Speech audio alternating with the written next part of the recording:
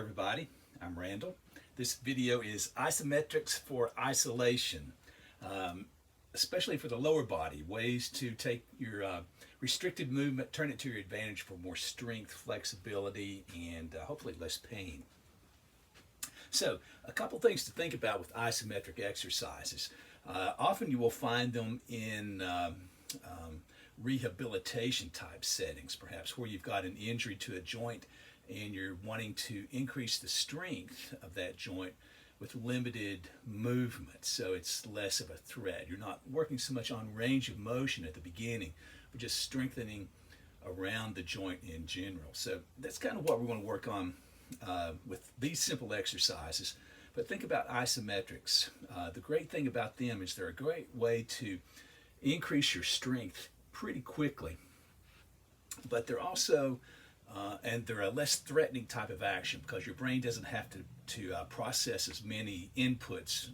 You don't have to be so coordinated as in a movement or a larger weight bearing exercise as you're moving. So they're a safer movement is what I'm trying to say generally. But they will also be great ways to improve your body awareness, your proprioception, because you're creating a lot of inputs around this joint. You improve your body awareness, in this case for the hips, abduction, adduction, flexion, and extension is what we'll work on. But these actions through the hips, in particular, they come out of your lumbar spine, L2, L3, L4, and L5, which was going to help going down into the knees and the ankles and the feet, as well as upward. So it's also going to influence the function of these organs in the lumbar spine, all the way up your spine. Maybe you'll find that doing these simple exercises will help with your neck stability as well. Your balance, your center of balance when you're walking, standing is here in the pelvis. So you're increasing your awareness and strength and ability to control your center of balance. And likewise, you might start to find not only improvements in balance, but it could improve your vision, because if your body is more stable and your brain is more aware of your body and more able to stabilize, you might improve your vision as well as lower stress overall, and then find corresponding improvements in your movements based on these particular isometric exercises. So that's a big context to think of these practices in. Very simple, and so don't think because they're simple they're not really effective. Okay, so we're going to think about just 6 positions overall we're going to do these exercises in. You'll do them for start out maybe 6 seconds in each position, so that would be not very much at all. If we've got just for a minute or two, you can do a great little practice. You could do these build up from 6 seconds in each particular location to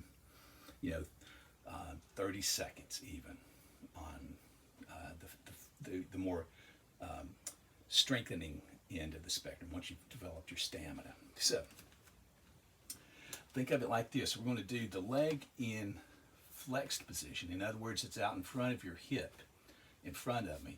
And first I'm going to think about just straight ahead. So I've got my foot braced against this door frame here. I'm just going to push my leg forward, my foot into the door frame.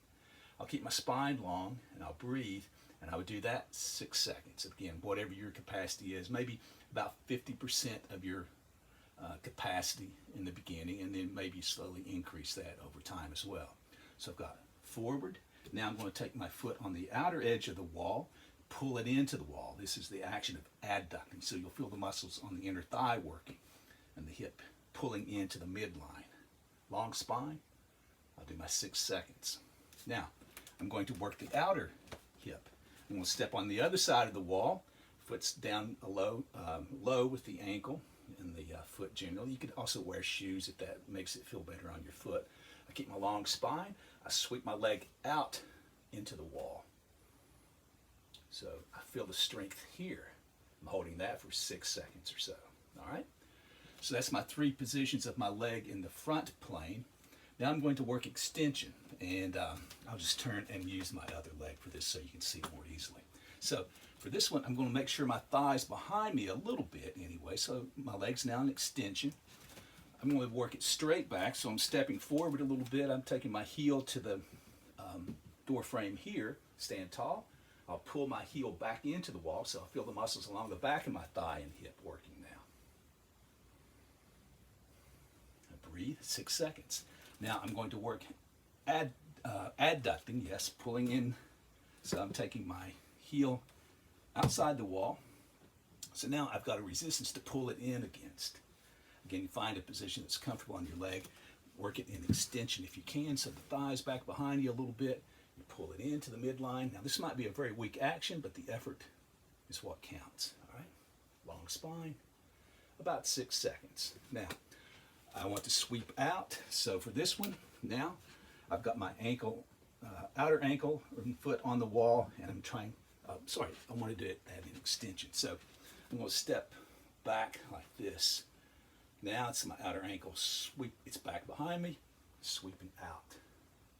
So an extension and abduction away from the midline. So that's my 3 in extension. So again, flex, out, in, out.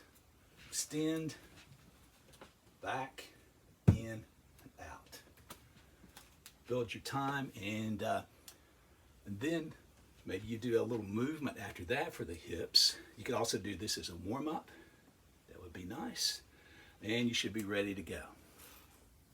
Thanks. Appreciate it. Take care. Namaste.